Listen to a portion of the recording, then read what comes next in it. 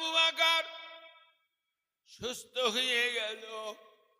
আমার নবীর পিছনে সবচেয়ে বেশি সময় দিয়েছে আবু বকর। হযরত আবু বকর সিদ্দিক রাদিয়াল্লাহু তাআলা আনহু।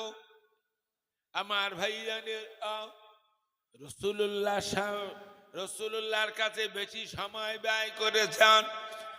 নবী সাহাবীদের মাঝখানে বলে ফেলেছেন, ওগো আমার সাহাবীরা, মক্কার মুশরিকরা যেভাবে জুলুমবাজি করছে, আমার মনে হয় মক্কায় আর থাকা হবে না।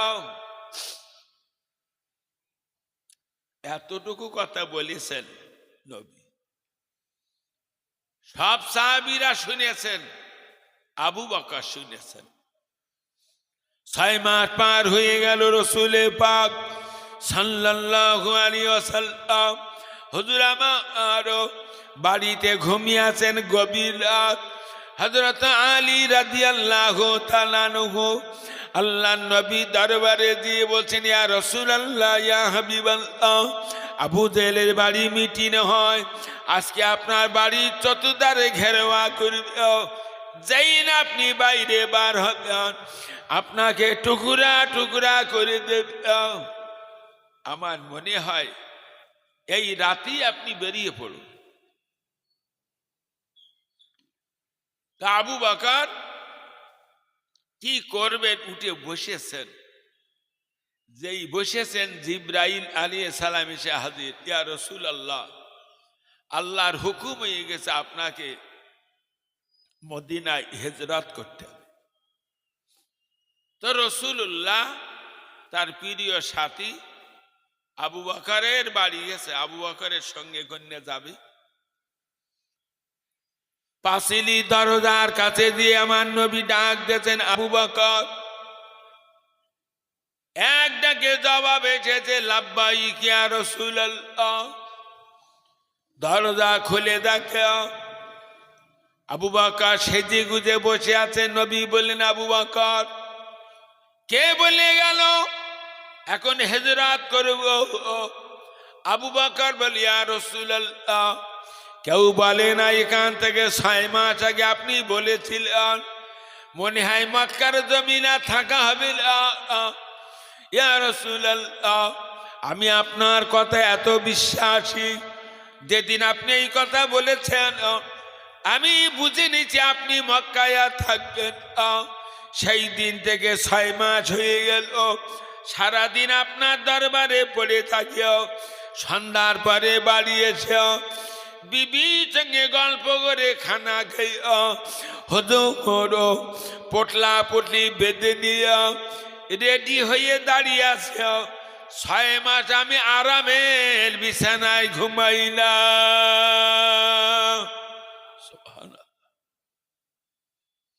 হুজুরকে নিয়ে আবু বকর রওনা হয়েছেন মদিনা শরীফে। মদিনা শরীফে পৌঁছে গেছেন। হুজুর মদিনায় যে 8 মাস কাটিয়েছিলেন, 8 মাস, আজকে 1 সপ্তাহ হলো রাসূলুল্লাহর চেহারা পরিবর্তন, মুখটা কালো। আজকে আবার ফজরের নামাজের পরে আবু বকর ওমর ওসমানের সঙ্গে নবী ফিসফিস করে মদিনাবাসীদের বিরুদ্ধে কিছু একটা আলোচনা করছে।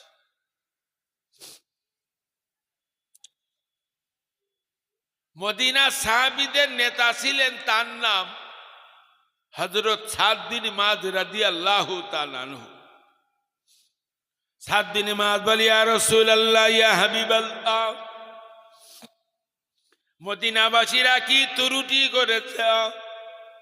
হুজুর, আপনি 8 মাস মদিনায় এসেছেন, মুখে একটা সুন্দর মিষ্টি হাসি দিল, আজ 1 সপ্তাহ আপনার মুখে কোনো হাসি দেখি, চেহারাটা মলিন হয়ে গেছে।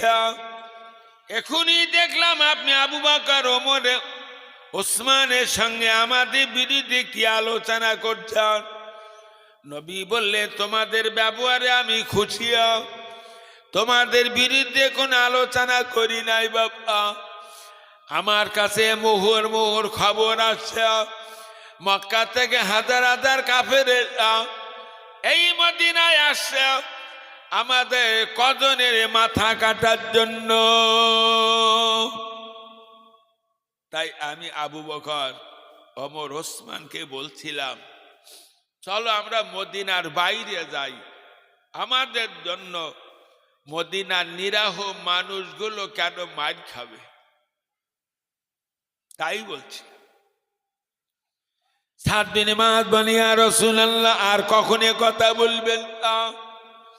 তামাম মদিনার নারী পুরুষের ঘরে যত অর্থ আছে সব আপনার কদমে দিয়ে দেবে।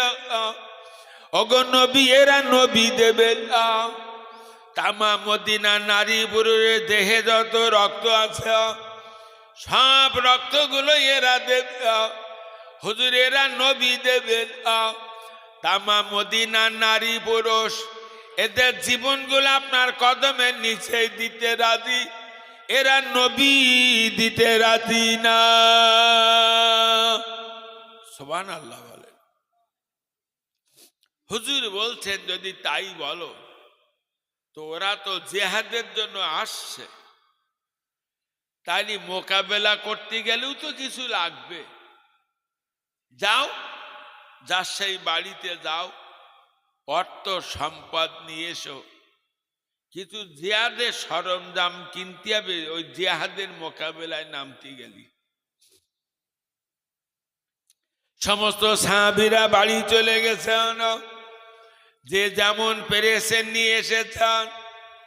রাসূলুল্লাহ সকলে সেজে আবু বকরকে জিজ্ঞেস করছেন, আবু বকর কি নিয়ে এসেছ? আবু বকর বলি, ইয়া রাসূলুল্লাহ, ঘরে যত মালমাত্তা ছিল অর্ধেকটা মালমাত্তা আপনার খেদমতে হাজির করেছি। সুবহানাল্লাহ। হযরত ওমর খুব রাগী মানুষ ছিলেন, যে আবু বকর প্রথম কোরআনের জন্য রক্ত দিয়েছে, প্রথম কলেমার জন্য রক্ত দিয়েছে। মক্কা থেকে মদিনা পর্যন্ত নবীরই কাঁধে করে নিয়ে এক মহা সওয়াবের ভাগীদার হয়ে আজকে নবী টাকা চাইলেন, তাতেও আবু বকর ফার্স্ট। দেখা যাবে নবী যদি কোনোদিন টাকা চায় সেদিন আবু বকরের বুঝিয়ে দেব। মাশরিকরা নবীর সঙ্গে জিহাদ করেছে 100টার বেশি, নবী একটা জিহাদ করেনি। সুবহানাল্লাহ বলে। নবী জিহাদের মোকাবেলা করেছে, একটা জিহাদ করেনি বলো। সব জিহাদে নবী টাকা চাইতেন না, যে জিহাদে যেমন প্রয়োজন হতো তেমনি চাইতেন। তবুকের জিহাদে সময় নবী বললেন টাকা পয়সা লাগবে, নিয়ে এসো বাবা। সমস্ত সাহাবা হুজুরা টাকা পয়সা নিয়ে এসেছে। আল্লাহ নবী পরপর জিজ্ঞাসা করতে, আজকে রাসূলের বাম পাশে বসেছিলেন হযরত ওমর। নবী বলেন, ওমর কি নিয়ে এসেছো? ওমর বলে, ইয়া রাসূলুল্লাহ, আমার ঘরে যত মালমাত্তা ছিল অর্ধেকের বেশি মালমাত্তা আপনার খেদমতে হাজির করিলাম। আজকে ওমর ফার্স্ট হয়ে গেছে, কিন্তু ফার্স্ট হলে কি হবে? নবীর মন বুঝতেছ না, চারিদিকে চোখ ঘুরছে মসজিদ নববীতে, কারে খুঁজছেন, পাচ্ছেন না। আল্লাহ নবী বলেন, এই বেলাল, আবু বকরকে জানো দেখছিল? বেলাল বলে, ইয়া রাসূলুল্লাহ, ইয়া আবু বকর এখন আসে। আমার নবী আবু বকরকে নিয়ে পেরেশানে পড়ে গেছে, কেন আসলো না? সবাই এসেছে। নবীর এই পেরেশানটা আল্লাহ সহ্য করতে পারেন না। মহান আল্লাহ বললেন, আয় জিবরাইল, আমার হাবিবকে বুঝাই বলে আবু বকরের অবস্থাটা জিবরাইল এসে বলে ইয়া রাসূলুল্লাহ, আবু বকর আজকে আপনার খেদমতে কি দেবে না দেবে? হুজুর বারবার ঘরের ভিতরে যায়, যত মালমাত্তা ছিল সব আবু বকর গুছিয়ে এনেছে। ইয়া রাসূলুল্লাহ, লবণ উঠানো চামচটা আবু বকর নেয়। আবু বকরের বিবি বলে লবণের চামচ কি করবে? বলে বিবি এটা বিক্রি করে জিয়াদের পিছনে খরচ হবে। সর্বশেষ আবু বকর ঘরে দুটো খেজুর, এক মুঠো আটা রাখে। আগামীকাল বিবি ছেলে মেয়ে কি খাবে? আবু বকর চিন্তা করে যায়। ইয়া রাসূলুল্লাহ, সর্বশেষ দেখলাম আবু বকরের পণ্যে একটা ভালো কাপড় ছিল, সেটাকে খুলে ফেলল। হুজুর একটা ছেঁড়া কাপড় পরিধান করে নতুন কাপড়টা হুজুর গাটুরির ভিতরে ঢুকাইছে। তাই না দেখে আবু বকরের বিবি আবার ডাক দিয়ে বলেন, ওগো নবীর পরদা সাহাবী, হুজুর আর একবার আপনি ঘরে আসুন। আবু বকরের বিবি পণ্যে একটা ভালো কাপড় ছিল। আবু বকরের দেখেও আবু বকরের বিবি ভালো কাপড়টা খুলেও ছেড়ে একটা চট পরিও ওই কাপড়টা ভাঁজ করে আবু বকরের গাটুরির ভিতরে দেয়। একটু বাদে আবু বকর আপনার সামনে আসবে। আমার নবী জিবরাইলের কথা শুনে মসজিদ নববীর বাইরে গেটের কাছে দাঁড়িয়ে আছে। আবু বকরের বাড়ির দিকে তাকিয়ে আবু বকর গুটি গুটি পায়ে হেঁটে আছে। রাসূলুল্লাহর কাছাকাছি এসে গেল। আল্লাহর নবী আর ধৈর্য ধরতে পারেন নাই। নবী চিৎকার করে কেঁদে ফেললেন, ও আবু বকর, তোমার সম্পর্কে জিবরাইল যা বলে গেল আমি তো তোমার কাছে ঋণী হয়ে গেলাম। হযরত ওমর কাঁদছে, কেউ পারবে না আবু বকরের সঙ্গে। হুজুর বলছেন ঘরে কি রেখে এসেছ?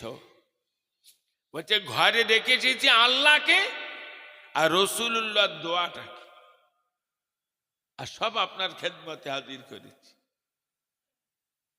আল্লাহ বলল আবু বকরের দলভুক্ত হতে বলেছে। কিছু কিছু মুসলমানের এত টাকা আছে হিসেব করা যায় না, অথচ মোটেও দান করে না। আমরা দেখি তো বহুত দিন ধরে এর গাছ চড়িয়ে খাচ্ছি আমি। 50 বছর ধরে ওয়াজ করতে আমি চিনি নে। অনেক মসজিদ মাদ্রাসা করেছি, লোকের কাছে হাত পেতে পেতে টাকা চাইছি। কেউ ভালোমুখী দেশে, কেউ কালোমুখী দেশে, কেউ ফিরিয়েও দেশে, কেউ দু কথা শুনিয়েও দেশে, আবার কেউ ফোন করিয়ে ডেকে টাকা দেশে। আমি চিনি নে, সবাইকে চিনি। এত মহাব্বতের দরুদ আল্লাহুম্মা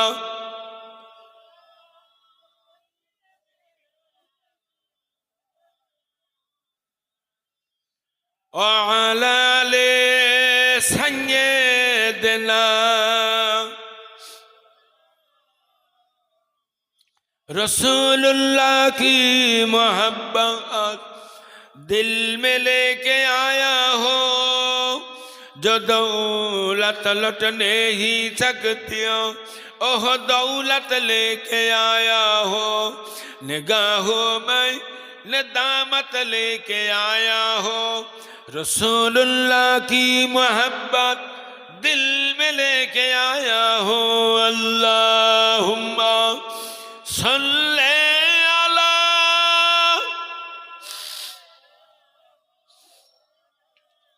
वअला आलि।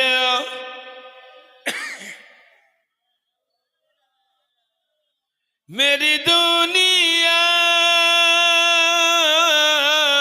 मेरी दुनिया मेरी उक़बा मेरी उक़बा शरीयत लेके आया हो, तरीक़त लेके आया हो, रसूलुल्लाह की मोहब्बत दिल में लेके आया हो।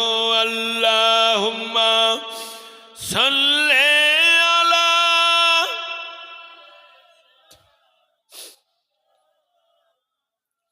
व अला आले सय्यिदना।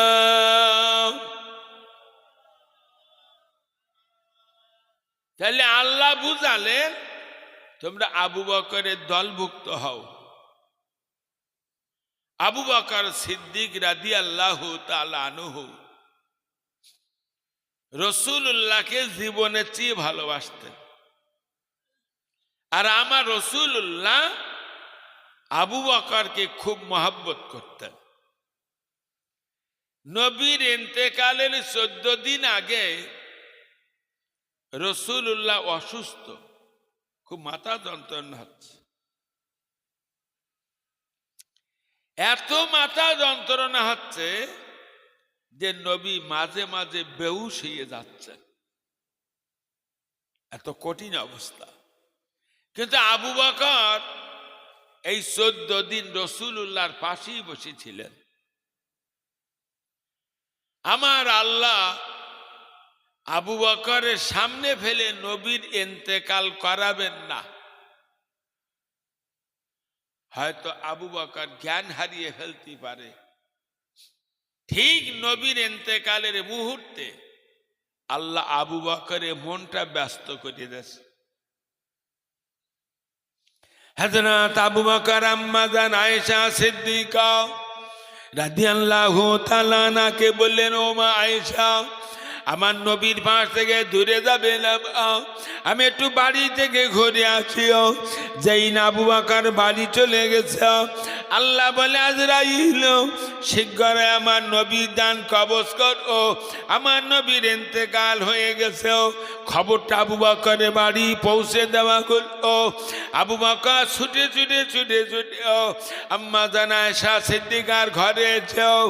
আমার রাসূলুল্লাহ চেহারা থেকে চাদর উঠাই নিয়ে দুই মুখে দুটো চুমা দিও, চিৎকার করে কেঁদে ফেললেন, ইয়া রাসূলুল্লাহ, ইয়া হাবিবাল্লাহ, হুজুর আবু বকরের জীবনে পরিবর্তন, আপনার জীবনটা যদি বেঁচে যেত আমি আবু বকর জীবনটা দিয়ে দিতাম। ওগো রাসূলুল্লাহ, কঠিন কিয়ামতের দিন আপনি যেন আবু বকরকে ভুলে যাবেন না। রাসূলের পাশে বসেছিলেন নবীর চাচা হযরত আব্বাস রাদিয়াল্লাহু তাআলা। হযরত আব্বাস আবু বকরের দিকে লক্ষ্য করে বলছেন, আপনি কাঁদছেন, আপনার চোখে পানি। মসজিদ নববীর খবর রাখেন, বহু মানুষ বেহুশি পড়ে দিয়ে, বহু সাহাবী কথা বলতে পারছেন না, আর আপনার চোখে পানি দেখলি বাকি সাহাবীগুলোর আর ধরে দেখা যাবে না। হযরত আবু বকর বড় জ্ঞানী, তাড়াতাড়ি চোখের পানিগুলো মুছে ফেলল। হযরত আব্বাসকে নিয়ে মসজিদ নববীতে দেখতে পান হযরত আলীর মতন জ্ঞানী সাহাবী, হযরত ওসমানের মতন অত বড় জ্ঞানী সাহাবী বোবার মতন পড়ে আসে, কথা বলে না। হযরত ওমর ফারুক রাদিয়াল্লাহু তাআলা আনহুর মতন মানুষ মসজিদ নববীতেও পাগলের মতন বলছে, যে লোকটা বলবে নবীর ইন্তেকাল হয়ে গেছে, আমার তরবারি দিয়ে টুকরা টুকরা করে দেব, তার মানে ওমরেরও মাথা খারাপ হয়ে গেছে। আবু বকর মসজিদ নববীতে ঢুকে বলছেন, এই ওমর বসে যাও। ওমা মুহাম্মাদুন ইল্লা রাসূলুন কদ খালাত মিন ক্বাবলিহি রাসূল। মুহাম্মদুর রাসূলুল্লাহ আল্লাহর নবী, আল্লাহর রাসূল। বহু নবী রাসূল দুনিয়াতে এসেছিল, তামাম নবী রাসূলরা বিদায় হয়ে গেছে, আমার নবীর ইন্তেকাল হয়ে গেছে। ওমর মাথা গরম করলে হবে না। এখন আমরা নেতা হারা, কাকে নেতা বানাবো তাই আগে সিদ্ধান্ত নাও, কার কথা মতন চলবো। কোন হাদিসে কিতাবে বলা হয়েছে হযরত ওমর ছুটে দিয়ে আবু বকরকে ধরে বললেন, ও ভাই আবু বকর, আমার রাসূলুল্লাহ সবচেয়ে আপনাকে বেশি ভালোবাসতেন, অতএব আপনি আমাদের খলিফা।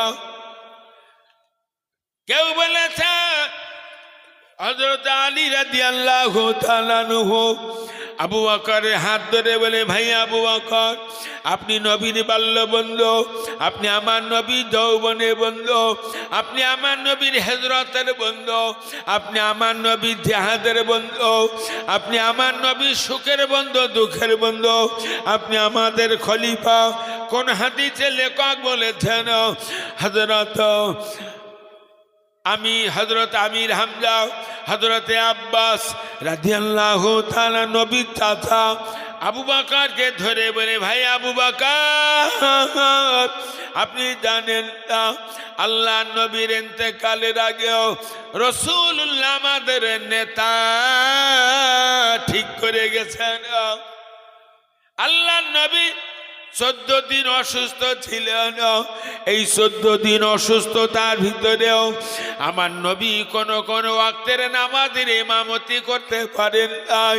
হাজার হাজার সাহাবী ছিল, কিন্তু রাসূলুল্লাহ আবু বকরকে সামনে দিয়েও আমার নবী আবু বকরের পিছনে ইক্তেদা করিয়া আমাদের বুঝিয়ে দিয়ে গেছে আপনি আমাদের নেতা। সুবহানাল্লাহ বলে। আবু বকর ঘোষণা দিয়েছেন, নবীর গোসল করাও, কাফন পরাও, ওই উঁচু জায়গাটাতে রেখে এসো।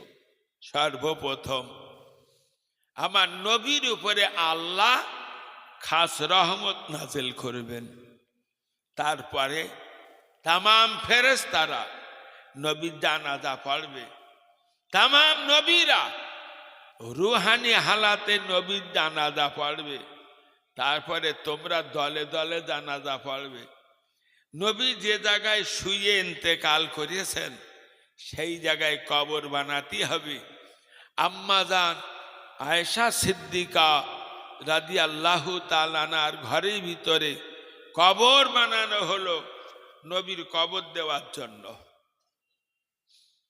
ওগো আমার সোনার মানিকেরা, রাসূলুল্লাহ কবর দেওয়া সম্বন্ধে কেউ বলেছেন কবরে 6 জন সাহাবী নেমেছেন। মুসলিম শরীফের হাদিসের ভিতরে হযরত ইবনে আব্বাস বলছেন, না না, নবীর কবরে আমরা 4 জন নেমেছিলাম। আমি রাসূলুল্লাহর মাথা মোবারক বরাবর কবরে নেমে গেলাম। আমার আব্বা নবী চাচা আব্বাস রাসূলুল্লাহর বুক বরাবর কবরে নেমেছেন। আমার ভাই আব্দুল্লাহ ইবনে আব্বাস আমার নবীর উরু মোবারক বরাবর কবরে নেমেছেন। হযরত আলী রাদিয়াল্লাহু তাআলা আনহু আমার নবীর কদম মোবারক বরাবর কবরে নেমেছেন। আবু বকর উপরে পরিবেশন করছিলেন। আমি অবাক হয়ে গেলাম, আজ 3টে দিনের ভিতরে কোন সাহাবীর চোখের পানি ফুরোয়নি, কিন্তু আমার আব্বা আব্বাস আর আবু বকরের চোখে পানি দেখেনি। এরা বিরাট ধৈর্যের পরিচয় দিয়েছে। হযরত আবু বকর রাসূলুল্লাহর মাথা মোবারক আমার হাতে দিয়ে দিয়েছেন। আমি নবীর মাথা মোবারক খানা বুকের সঙ্গে জড়িয়ে ধরলাম। আমার আব্বা নবী চাচা হযরত আব্বাস আমার রাসূলুল্লাহর বুকখানা বুকের সঙ্গে জড়িয়ে ধরেছেন। না না না, আমার ভাই আব্দুল্লাহ ইবনে আব্বাস আমার নবীর উরুদুখানা বুকের সঙ্গে জড়িয়ে ধরেছেন। হযরত আলী নবীর কদম দুখানা বুকের সঙ্গে জড়িয়ে যাই না কবরে শোয়াইলা। আবু বকর ধৈর্য হারিয়ে ফেল, চিৎকার করে কেঁদে ফেলেন, ইবনে আব্বাস রে, আমার নবীর চেহারা থেকে কাফনের কাপড়টা খুলে দাও, জনমের মতো আমার নবীর চাঁদ চেহারাটুকু দেখতে চাই। ইবনে আব্বাস বলেন, আমার নবী চেহারা থেকেও আমি যাই না কাফনের কাপড় খুলে দিলাম। আবু বকর আবার কেঁদে ফেললেন। ও ইবনে আব্বাস, দেখো না আমার রাসূলুল্লাহ ঠোঁট দুটো যেন বিড়ি বিড়ি করে, আমি মুখের কাছে কানটা লাগিয়ে শুনতে পাচ্ছিলাম।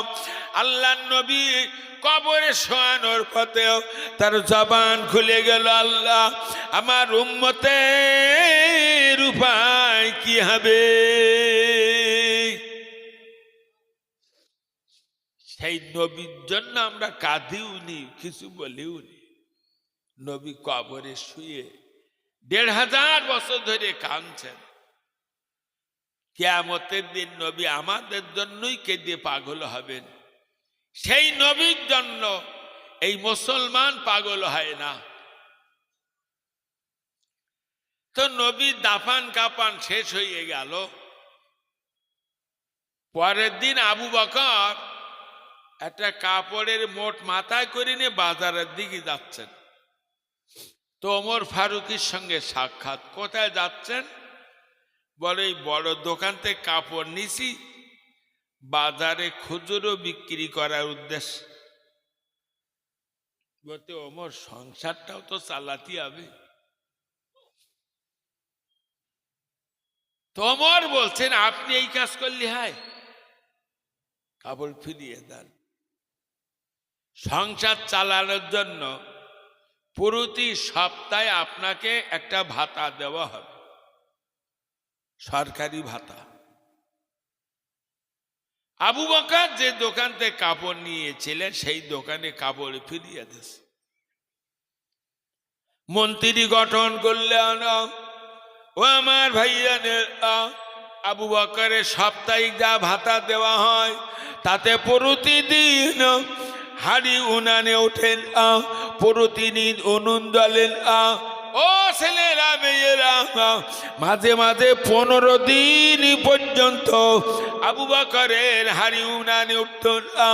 তাতে আবু বকরের বিবি একদিন বায়না ধরেছেন, ওগো মদিনার রাষ্ট্রপতি আমিরুল মুমিনিন খলিফাতুল মুসলিমিন, হুজুর আমার একটু মিষ্টি কি কিনে খাওয়াবেন?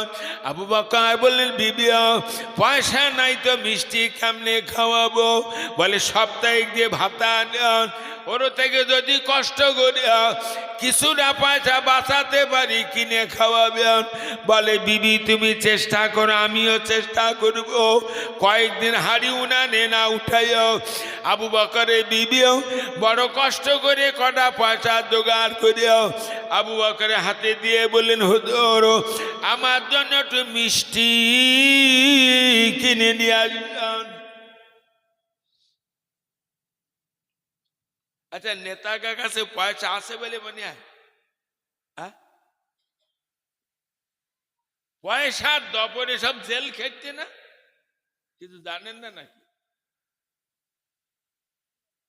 পয়সার দপটে নেতা জেল খেটতে, জেলে পৌঁছতেছে।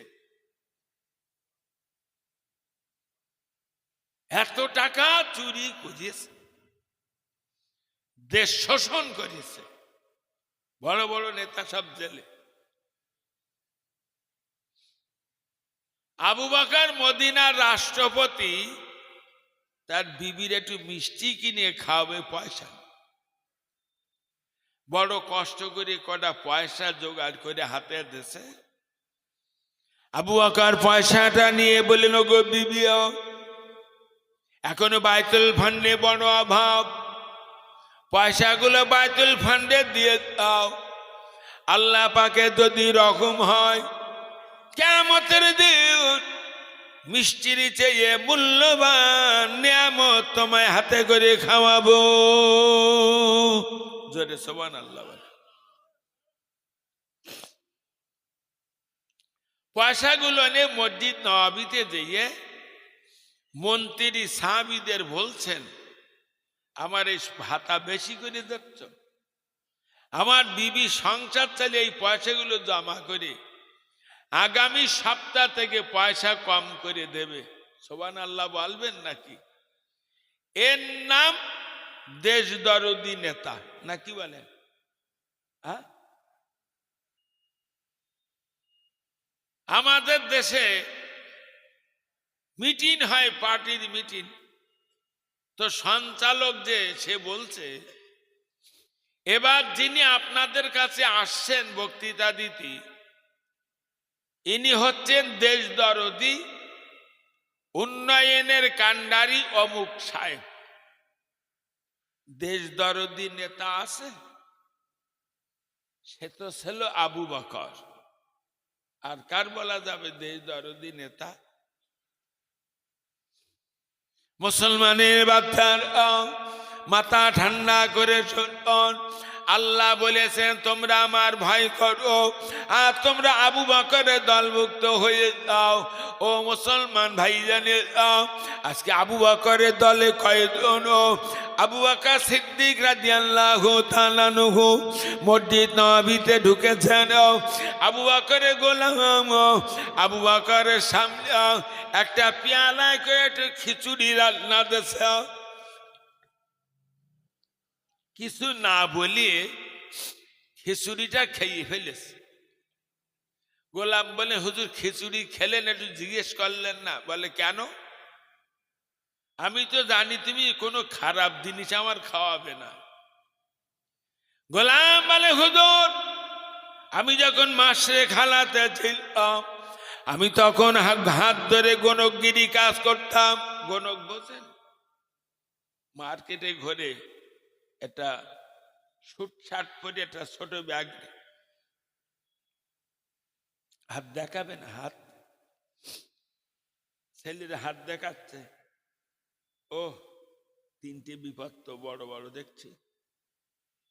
আমার কাছে তিনটে পাথর আছে, একটার দাম ৩৬০০, একটার দাম ১২০০, আর একটার দাম ৯০০। এই পাথর তিনটে নে সোনা হোক রূপদে হোক বাদিয়ে যদি কাছে রাখতে পারো, এই বিপদগুলো কেটে যাবে। খবরদার গণকের কাছে যেন জীবনে হাত দেখাবেন না। হযরত আবু বকর সিদ্দিক রাদিয়াল্লাহু তাআলা আনহু, ও আমার ভাইজানেরা, ওই গোলাম বলতেন, হুজুর আমি গণগিরি কাজ করতাম, আমি তখন মাসে খালাতে ছিলাম। এক ইহুদি বানি আমি গণগিরি কাজ করেছি, আমার পয়সা করি তারা দেয়। আজকে তাদের বাড়ির সামনে দিয়ে আমি আসছিলাম, আমাকে ডেকে পয়সা দিতেছে। ওদের বাড়ি একটা অনুষ্ঠান হয়েছে, কিছু খিচুড়ি রান্না হয়েছে। হুজুর আমার একটু খিচুড়ি রান্না দিয়েছে। আবু বকর যেই না শুনেছ ইহুদির বাড়ির খিচুড়ি রান্না, গলায় আঙুল দিয়ে বমি করা শুরু করেছে। আবার পানি পান করে, আবার গলায় আঙুল দিয়ে বমি করে, আবার পানি খায়, আবার গলায় আঙুল দিয়ে বমি করে। যখন দেখলেন বমির সঙ্গে কোনো খাদ্য ছিল, আবু বকর বমি করা বন্ধ করেছে। এর নাম তো খোদার ভয়। আমাদের গ্রামে আমি দেখেছি, শ্রাদ্ধ বাড়ি বোঝেন না? এখানকার লোক শ্রাদ্ধ বাড়ি বোঝে? হ্যাঁ, শ্রাদ্ধ বাড়ি খাতি গেলি একটা করে ধুতি নে জাতি। তা দেখলুম কিছু মুসলমান ধুতি নে যাচ্ছে শ্রাদ্ধ বাড়ি খাতি। আচ্ছা কি ব্যাপার? নেমন্তন্ন আছে। আচ্ছা খাবেন?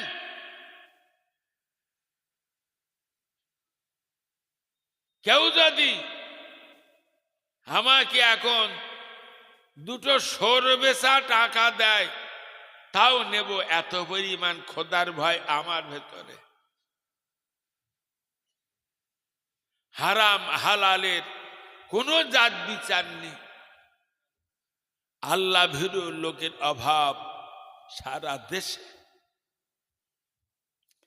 কোরআনে আল্লাহ একাধিক জায়গায় বলেছেন, তোমরা আমার ভয় করো ও ছেলেরা মেয়েরা। আমার নবী 63 বছর বয়সে ইন্তেকাল করেছেন। নবীর ইন্তেকালের ঠিক 2 বছর 3 মাসের মাথায় আবু বকর ইন্তেকাল করবেন।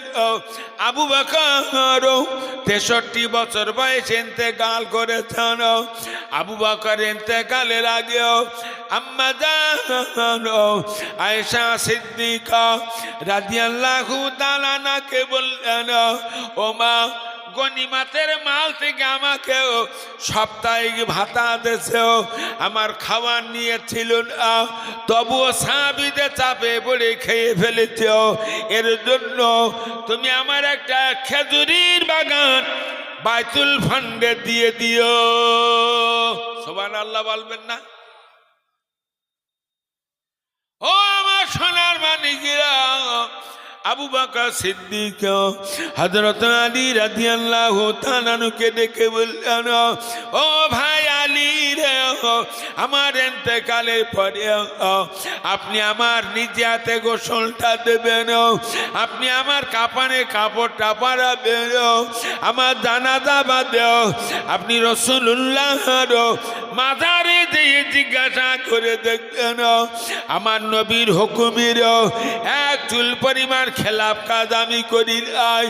আমার কবরটা কোন জায়গায় হবে নবীর কাছে জিজ্ঞাসা করে দেখবেন। হযরত আলী রাদিয়াল্লাহু তাআলা আনহু বলেন, আবু বকরের ইন্তেকালের পরেও আমি তার নিজে হাতে গোসল দিয়েছিলাম, আমি তার নিজে হাতে কাফনের কাপড় পরিধান করিয়েছিলাম। আবু বকরের জানাজা বাদেও রাসূলুল্লাহর মাজারের পাশে বসে বলতে লাগলাম, আসসালাতু আসসালামু আলাইকা ইয়া রাসূলুল্লাহ। হুজুর, আপনার বাল্য বন্ধু আবু বকর, আপনার যৌবনের বন্ধু আবু বকর, আপনার সুখের বন্ধু আবু বকর, ওগো নবী আপনার দুঃখের বন্ধু আবু বকর ইন্তেকাল করেছেন, তার কবর কোন জায়গায় বানাবো বলুন। আমার নবী কোনো জবাব দিলেন না। হযরত আলী চিন্তায় পড়ে গেল। নবী ইন্তেকাল করেছেন মাত্র 2 বছর 3 মাস। নিশ্চিতের ভিতরে আবু বকর নবী হুকুমের কোনো খেলাপ কাজ করেছে, যার জন্য আমার নবী জবাব দেন না। হযরত আলী আবার নবীর মাজারে বসে বলতে লাগলেন, আসসালাতু আসসালামু আলাইকা ইয়া রাসূলুল্লাহ। হুজুর, আবু বকর ইন্তেকাল করেছেন, তার কবর কোন জায়গায় বানাবো বলুন। আমার নবী জবাব দেন। হযরত আলী বলেন, আমি তৃতীয়বার নবীর মাজারে বলতে লাগলাম, আপনার প্রাণ প্রিয় সাহাবী আবু বকর ইন্তেকাল করেছেন, হুজুর তার কবর কোন জায়গায় দেওয়া হবে বলুন। নবী কোনো জবাব দেন না।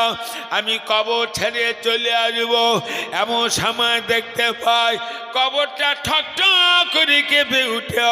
আল্লাহ নবী কবর থেকে জবাব দেয়, ও বাবা আলী রে, আমার বাল্য বন্ধু আবু বকর, আমার যৌবনী বন্ধু আবু বকর, আমার সুখের বন্ধু আবু বকর, আমার দুঃখের বন্ধু আবু বকর, আমার কিয়ামতের বন্ধু আবু বকর, আমার জান্নাতের বন্ধু আবু বকর দূরে কবর দেবে না। আমার কবরের পাশে কবর বানিয়ে আমার কবরের বন্ধু বানিয়ে দাও। রাসূলুল্লাহর পাশেই আবু বকরের কবর। এ পৃথিবী ধ্বংস হয়ে যাবে, গোটা পৃথিবী আল্লাহ ধূলিসাৎ করে দেবে। সর্বপ্রথম আল্লাহ জিবরাইল আলাইহিস সালামের জান ফিরিয়ে দেবে। আল্লাহ জিবরাইলকে বলবেন, যাও প্রথম আমার নবীকে কবর থেকে উঠাও। নবীকে প্রথম ডেকে তুলবেন জিবরাইল কবর থেকে। তারপরে আল্লাহ বলবেন, আবু বকরকে ডেকে কবর থেকে উঠিয়ে আমার নবীর কিয়ামতের বন্ধু বানিয়ে দাও। আবু বকরকে কবর থেকে উঠানো হবে। এরপরে আল্লাহ ইসরাফিল আলাইহিস সালামের জান ফিরিয়ে দেবেন। উনি আল্লাহর হুকুম মতো সিংগায় ফুঁক দেবেন। তাম নবীরা, ওলিরা, চোরেরা, পাপীরা, মহাপাপীরা সব বলো কবর ফুরিয়ে উঠবে। সবাই কিয়ামতের মাঠে ইয়া নফসি ইয়া নফসি করবে।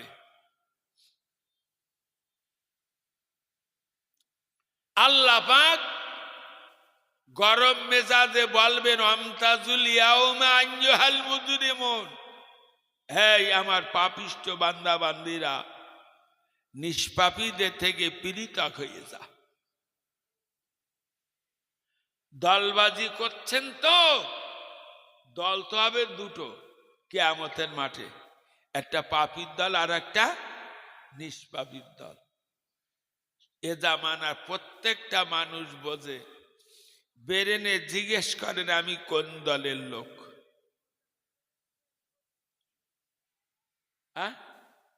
হুজুরা জান না বলো, হুজুরা কি জানে? হুজুরা জানে খানিক কোরআন হাদিস, হুজুরা জানে খানিক অজচিয়াত। কোন হুজুরির বলার ক্ষমতা আছে? আমার জীবনে আমি কলাক তওবার কলাক কলেমা পড়ি রেখেছি। কোন হুজুর জানে আমি এই পর্যন্ত কত শত লোকের সঙ্গে ব্যভিচার করেছি? কোন হুজুর জান না, শুধু আমি জানি। বেরেনে জিজ্ঞেস করেন আমি কোন দলের লোক। দল হবে বলো দুটো। মহান আল্লাহর ওই গরম মেজাজে আল্লাহ বলবেন, চলে এসে আমি বিচারের জন্য তৈরি। কোন নবী যাবেন না, কোন সাহাবী যাবেন না। আমার নবী বলবেন, এই আবু বকর, আল্লাহ পাকের ওই গরম মেজাজে তোকে আমি প্রধান আসামি করে পাঠাতে চাই। হযরত আবু বকর সিদ্দিক রাদিয়াল্লাহু তাআলা আনহু আল্লাহ শাহী দরবারে আগিয়ে যাবেন। নবী চতুর্ধারে সাহাবীরা থাকবে। সাহাবীরা বলবেন, আবু বকর, যেখানে যেতে নবীরা ভয় পায়, তোমার এক বিন্দু ভয় লাগে না। আবু বকর বলবেন, আমার আল্লাহ কোরআনে বলেছেন, ওমা তাকুম রাসূলু ফাখুযুহু ওমা নাহাকুম আনহু ফান্তাহু। আমার নবী যে কাজগুলো করতে বলেছেন তোমরা সে কাজগুলো করবে, যে কাজগুলো করতে মানা করেছেন তোমরা তা থেকে দূরে থাকবে। আমার নবীর হুকুমের এক চুল পরিমাণ খেলাপ কাজ আমি করি নাই। আজকে আমার নবী আমার কোথায় পাঠাবে ওটা আমার দেখার নয়। আল্লাহ বলেছেন নবীর হুকুম মতো চলো। আমি নবীর হুকুম মতো রওনা হইলাম। আবু বকরের মনে কোনো ভয় নেই। আল্লাহ বলবেন, এই আবু বকর, তুমি এসেছ, কি নিয়ে এসেছ? আবু বকর পুরুতি রাতে 2 রাকাত করে নামাজ পড়েছেন, আর 2 রাকাত নামাজে 2 খতম কোরআন তেলাওয়াত করেছেন। এসব কথা বলবেন না, শুধু একটাই কথা বলে দাঁড়াবেন, আপনি তো সব জানেন। বলে, জানলে কি হবে, তবুও তোমার কাছে শুনতে চাই। আবু বকর বলবেন, আপনার নবী যখন ইসলাম বাঁচানোর জন্য অর্থ চেয়েছিল, হুজুর আমার ঘরে যা ছিল সব আপনার নবীর কদমে বিলীন করে দিয়েছিল। আল্লাহ পাক বলবেন, এই আবু বকর, আমি সব জানি। ভালো পণ্যের কাপড়টা পর্যন্ত তুমি দিয়েছিল, যদি তুমি সর্বোচ্চ ইসলাম বাঁচানোর জন্য নবীর কদমে বিলীন করে দিলেও ওই দিন তোমার নামেও আমার জান্নাতের ভিতরে তোমার নামে আলাদা করে বালাখানা বানিয়ে রেখেছি। সুবহানাল্লাহ বলে। আবু বকর প্রথম জান্নাতে যাবেন। ওই জান্নাতের শান্তি ভোগ করবেন। আল্লাহ পাক বলবেন, আবু বকর আমার জান্নাত থেকে বেরিয়ে যাও। কিয়ামতের মাঠে ঘোরো,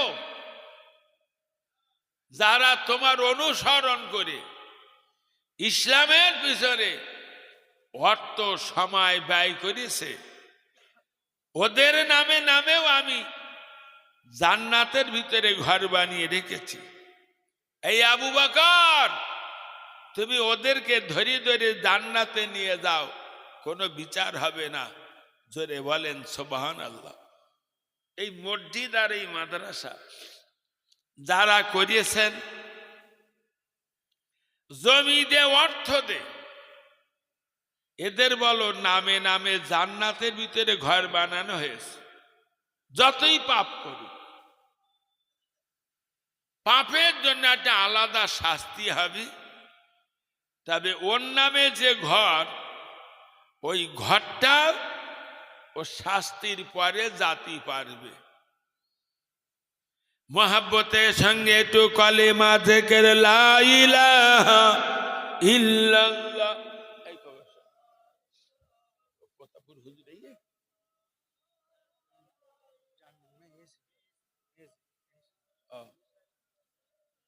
আমি আর কত সময় বলবো না?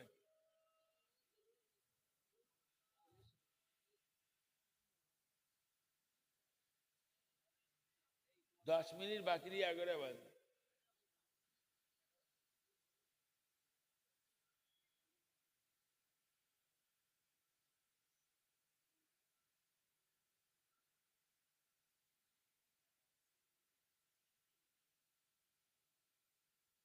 এর মোহাব্বতের সঙ্গে পড়ুন আল্লাহুম্মা সাল্লি আলা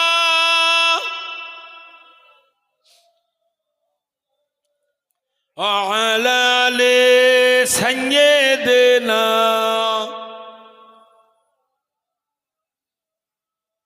ফুরফুরার মহামান্য পীর মুজাদ্দিদে জামান দাদা হুজুর পীর কেবলা রহমাতুল্লাহ আলাইহ, বসিরহাটের আল্লামা রুহুল আমিন হুজুর রহমাতুল্লাহ আলাইহ, তারা তাদের জীবন ইতিহাসে লেখা আছে।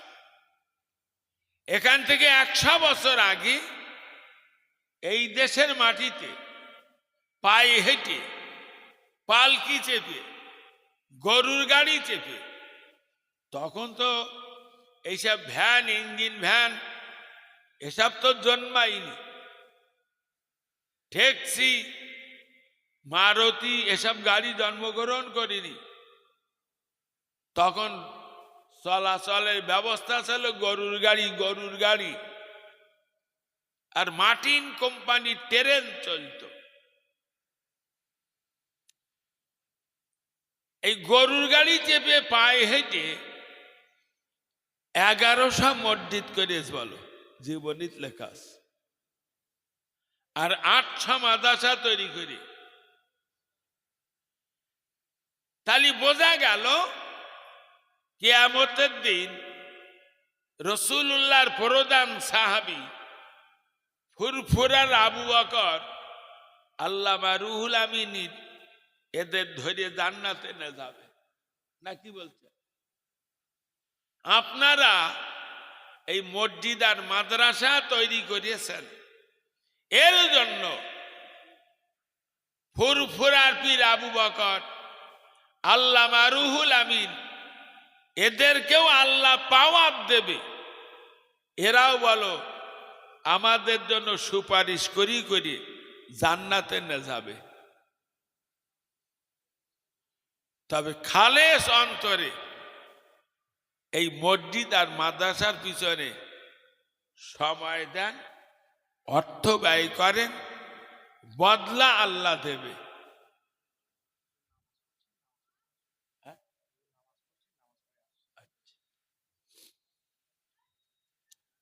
শুভ সংবাদ, প্রতাপপুর হুজুর কেবলার আওলাদ এসেছেন, এখনই আপনাদের সামনে আসবেন।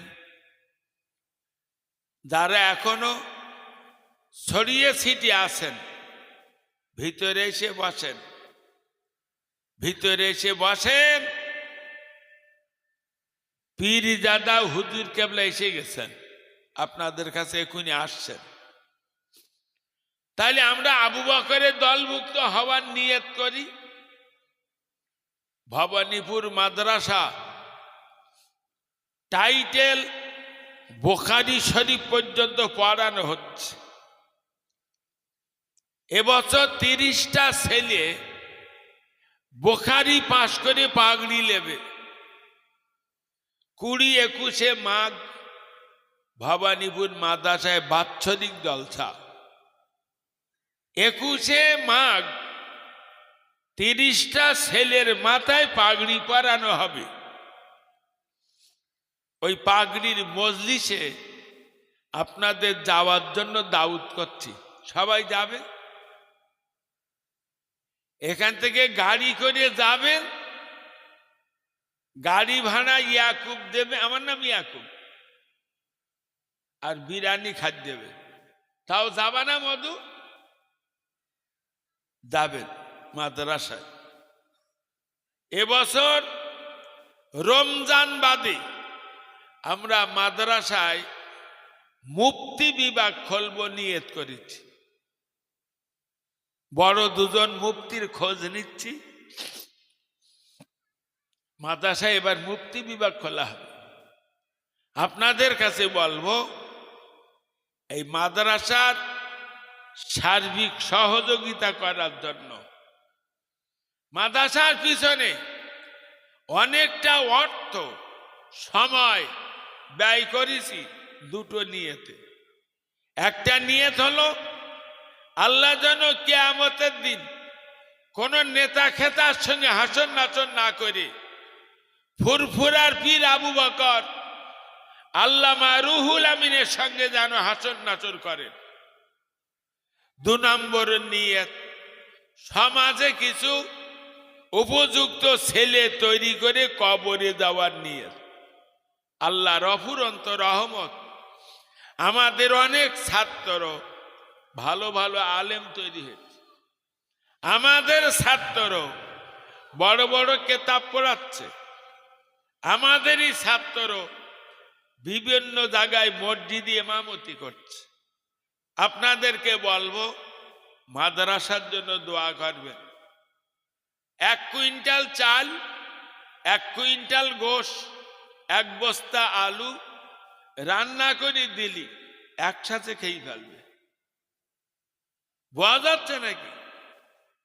এককে সাজে। বছরে প্রায় কম বেশি 1 কোটি টাকা খরচ হয় মাদ্রাসায়। মাদ্রাসার জন্য দোয়া চাচ্ছি, দোয়া করবেন।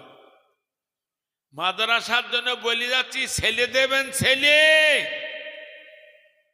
পৃথিবীর মাটিতে শরিয়াতের যত প্রামাণ্য কেতাব, হাদিস বলেন, তফসির বলেন, ফিকহ বলেন, উসুল বলেন, হিকমত, মান্তিক, বালাগাত যাই বলে, এই কেতাব সব আরবি ভাষায়। আর এই কেতাব, প্রামাণ্য কেতাব পড়িয়ে বোঝবার মতন আলেম তৈরি করতে গেলে বেসরকারি আবাসিক খারিজি মাদ্রাসায় ছেলে দেওয়া লাগবে। নারায়ে তাকবীর, নারায়ে তাকবীর।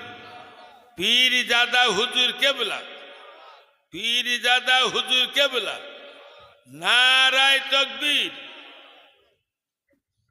দোয়া করেন। প্রতাপপুর থেকে